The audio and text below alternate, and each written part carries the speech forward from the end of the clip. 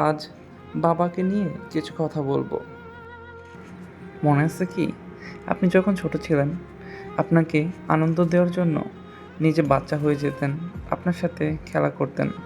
তিনি হলো আপনার বাবা। বাবা হলো একটি বাড়ির ছাদের মতো।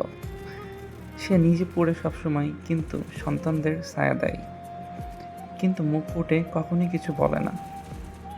একজন বাবা কখনোই বলে না যে সে তোমাকে অনেক ভালোবাসে, বরং তিনি দেখিয়ে দেন সে তোমাকে কতটা ভালোবাসে। আপনাদের কাছে একটু অনুরোধ করব, আপনারা কেউ বাবার মনে কষ্ট দিয়েন না। যদি কেউ দিয়ে থাকেন তাহলে মাপ চেয়ে নিন।